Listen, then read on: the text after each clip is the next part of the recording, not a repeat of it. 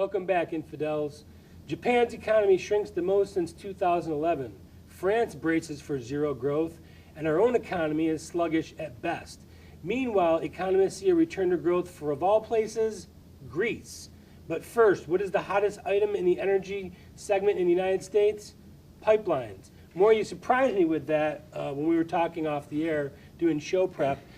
Explain that to the audience, because I don't think that a lot of people are aware of what's going on. Let's go back to the production of oil. You know, our oil production going back into the 1920s and 30s was going downhill. We had tapped out all the basic original sources of oil beneath the surface and by what I call conventional drilling. You started to have some offshore drilling and so on. But then fracking, hydraulic fracturing, is a method by which you can get not only oil, but the natural gas that comes with it. And that became cost effective. And first of all, when the price of oil went up in the high teens, and then of course over $100 a barrel. But at the same time, the technology was there to get into what they call horizontal drilling. But these particular shales, which are you've got all kinds of them now. Obviously, you have them in Texas and Oklahoma and Mississippi, but you also have them now in Pennsylvania, the Marcellus Shale, which goes into Ohio. They aren't allowed to have it in New York because New York has banned it. There's 2 or 3 states that have banned it. But right now, we have increased our oil production. It was low as 3.4 million barrels. We had to get the rest from the Middle East, by and large. Now we're up to 8.5 million barrels. Over 1 million barrels of that a day come from the Bakken Belt in North Dakota. 1 million barrels from this unfortunate kind of barren state. But they have others. I'm sure the names don't mean anything to most people, but they had the Permian Basin, the Eagle Ford. The problem. What do we use a day? 20 million barrels a day? Very close. It's down to around 19.5 million barrels. So if we were to approve the Keystone Pipeline coming in from Canada, could we basically eliminate our need for Middle East oil? I think we're getting there right now. I think it's not that simple. You know what I mean? It isn't like you can't match it a barrel for barrel type of thing. Right now, we are getting about 1.5 million barrels a day from Canada, but the problem is it's coming through rail cars. It's a very bad way of getting it there, and then you have to store it in Cushing, Oklahoma, which means that it's sort of like a bottleneck. And then but you asked me about the pipelines. I've been a preacher for doing something about our piping systems, and I thought when Obama got his $875 billion, which $1 trillion. Stimulus. I'm sorry, $1 billion. It went over $1 trillion eventually. That money, God only knows where it went. You know, it went into solar energy. He still has the idea that you can renewables are the answer. You can get it that way. Well, anyway, he totally ignored the fact that we don't have the kind of piping system in this country to carry the oil from these shales which are being developed to the refineries. But when you've never even ran a lemonade stand, you don't understand how you get the lemons into lemonade. Well, but you know, the thing is, the Permian Basin. I can give you an example. They will probably get 5 or 6 million barrels a day eventually out of that one basin. It's huge. It's Texas, Oklahoma, Mississippi, and so on and so forth. But it's hard for them to get that oil to the refineries, which are hard to get to, and consequently there are no pipelines going. And our there. pipeline system has got to be old and kind of outdated at this point. I would say it's about 30. At the very best, I'd say the average is about 40 years, and consequently, you're absolutely right.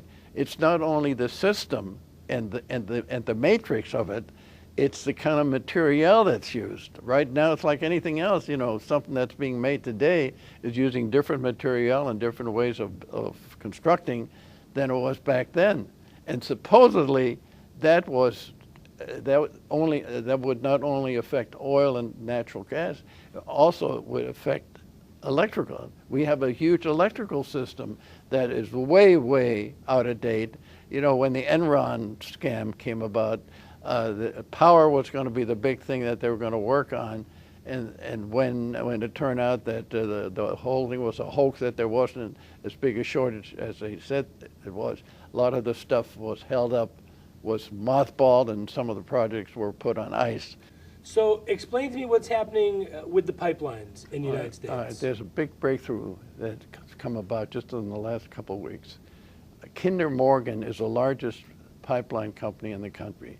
The guy that started it, so, ironically, worked for Enron. He was a lawyer, and he wanted to be the CEO. They passed him over. Would have been good for Enron if they did. But, you know, the whole thing was hanky-panky. And anyway, he started this idea of setting up a company that was really modern in setting up limited pipelines, because private money, you know, doesn't go very far. And consequently, and the government probably doesn't want to get involved with, no, with pipelines and financing. Well, no, you know, in his State of the Union address when he was reelected, Obama wanted $300 million for infrastructure. God only knows where that money would have gone. But the point is, it's not a government deal. This has to be done by private money and private brain power. And this guy, Ed Kinder, you'll hear a lot about him in the next few months, is coordinating. He's got about 6 or 8 different companies, all going their own ways, different parts of the country. He's pulling them all together, and he's setting up a gigantic group that is going to be centrally managed. And when he gets done with it, and this will be done in the next 6 months or so, maybe less, you will have the 3rd largest energy company behind BP, British Petroleum, and ExxonMobil. I mean, it'd be unbelievable. Right now, it's about $37 billion. If you take all his unrelated companies together, when he's finished, it'll be worth 3 times that much. And so where are the pipelines being located right now? Right now, the pipelines, you know, for instance, here in California, we got to get oil from Alaska, and we got, I think, one pipeline coming down into Northern California. It's a very awkward system. It never was really brought up to date. It's going to be, the focus of the pipeline is going to be where the shale oil is being produced. You know, we went from, I told you, a little over 3 million barrels a day, 3.5 million barrels 5 or 6 years ago. Now we're up to 8 million. You know what we're looking forward to by, if you live long enough, like 2030?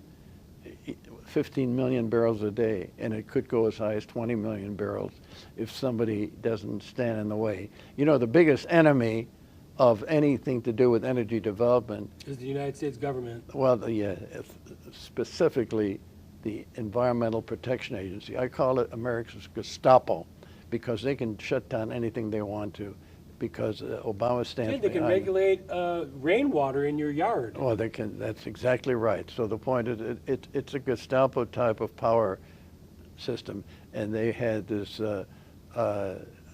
Lisa Jackson. They found that she was sending out emails or something, so they had to get rid of her. Now they got another gal, Gina McCarthy, who just is bad, from what I understand.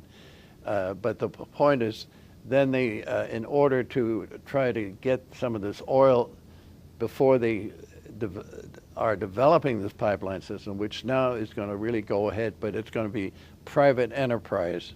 And I don't want to get too deeply into this, but master limited partnerships are a way of organizing it from a standpoint of financing it properly and making it desirable for people to invest in the system. If it's going to be worthwhile, and if it looks like it's going to work, private capital will come in and get involved. It's like things like the crony solar companies and the wind farms that need government subsidies, because the private sector won't invest in it because they know it's a loser. It's all subsidized. That's exactly right. Ethanol was a phony. The wind was a real phony. You know, T. Boone Pickens, I had the pleasure when he comes out here at the El Dorado Country Club, I see him and we have lunch together. And he got big into wind Well, it turned out that wind was a bag of wind. I mean, it's a supplement. All even solar power, and you know, I'm not a hypocrite. I've got 38 solar panels on top of my house, and it's brought down my Utility costs? Oh God, it's unbelievable. But that's an unusual circumstance. We happen to have a house with a big roof that can accommodate it. But the point is, it's not the answer. The answer, you know what the answer is? Oil, natural gas, and coal. And you know the biggest crime that's being committed in this country today is coal. It's a destruction of coal. It's not even a war on coal anymore. And we have more coal reserves in this country today than any other country in the world. So right now, you know where 90% of the coal is going, that we're no longer allowing it. China. China, Southeast, all India. of India, Vietnam, you know, Southeast Asia. But the point is now what they're trying to do is force coal companies to put restrictions on their mines that they can no longer operate. They're trying to shut down the mines. Same with electric power. Coal was the most cost-effective ways of producing power by utilities. Well, now they cannot. They are not allowed to use coal anymore unless coal does something they can't do. There's no such thing as clean coal. So you've got people that have a vested interest in climatological purism. You've got those people now who are trying to set up their own philosophies and policies. And you've got a guy by the name of Steyer, who is holding back $100 million from Obama's library if he goes ahead and okays the XL oil he's got a lot of money pipeline. that he's donating to Democrat candidates as well. Yeah. We need to take a quick break. Our Global Outlook, Political Insider, and History segments are coming up. If you'd like to email us with comments or catch a segment that you missed, just go to our website, theworldreport.org. While you're there, remember to like us, recommend us. We're being watched all over the world, so spread the word. Our quote of the day: politicians are the same all over. Instead of giving politicians the key to the city, it might be better to just change the locks. Doug Larson.